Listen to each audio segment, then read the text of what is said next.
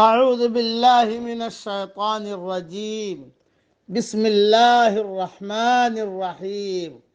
سورہ قصص کی چند آیتیں پڑھ رہا ہوں، 71، 72، 73۔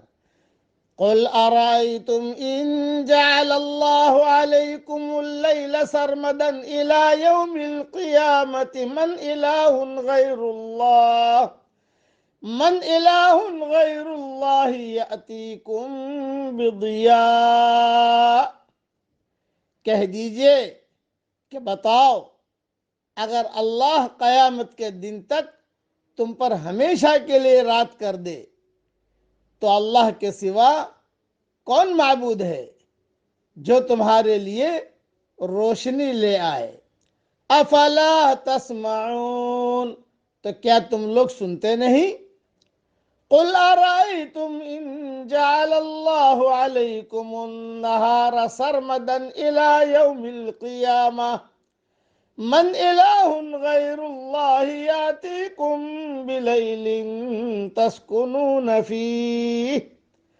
کہہ دیجئے کہ بتاؤ، اگر اللہ قیامت تک تم پر ہمیشہ کے لیے دن کر دے تو اللہ کے سوا کون معبود ہے جو تمہارے لیے رات کو لے آئے جس میں تم سکون حاصل کرتے ہو؟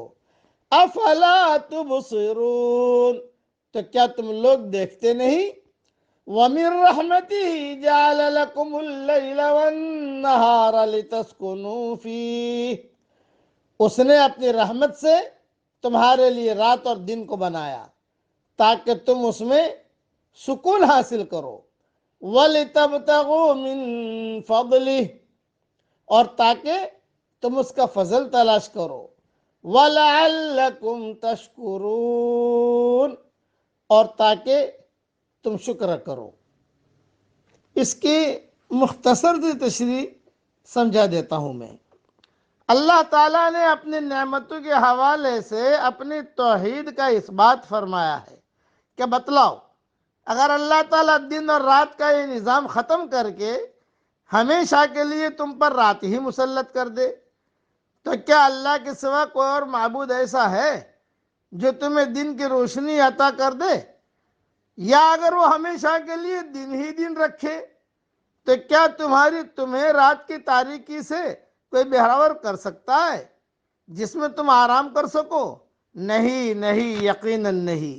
یہ تو صرف اللہ کی کمال مہربانی ہے کہ اس نے رات اور دن کا ایسا نظام قائم کر دیا ہے کہ رات آتی ہے تو دن کی روشنی ختم ہو جاتی ہے اور تمام مخلوق آرام کر لیتی ہے، اور رات جاتی ہے تو دن کی روشنی سے کائنات کی ہر چیز نمایاں اور واضح تر ہو جاتی ہے، اور انسان کسب و محنت کے ذریعے سے اللہ کا فضل روزی تلاش کرتا ہے۔ اور یہ جو کہا اللہ کا شکر کرو، کیا مطلب؟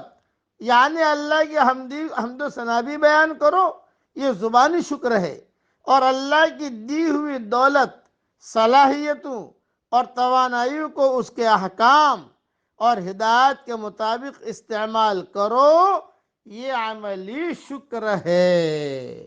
بس اتنا زبانی شکر تو ہم ادا کر لیں۔ پڑھیے میرے ساتھ، الحمدللہ علی سابغ نعم اللہ۔ حدیث شریف میں آتا ہے یہ جملہ اللہ تعالیٰ کو بہت پسند ہے۔ یہ زبانی شکر ہوا، اٹھتے بیٹھتے اللہ تیرا شکر ہے، اے اللہ تیرا شکر ہے، اے اللہ تیرا شکر ہے۔ یہ زبانی شکر تو ادا کرتے ہی رہنا چاہیے ہمیں، اور عملی شکر بھی ادا کرتے رہنا چاہیے کہ یعنی اللہ کے احکامات کے مطابق ہماری دولت اور صلاحیتوں اور طاقتوں کو ہم استعمال کریں۔ اللہ تعالی ہم سب کو عمل کرنے کی توفیق عطا فرمائے، آمین۔ وآخر دعوانا ان الحمدللہ رب العالمین۔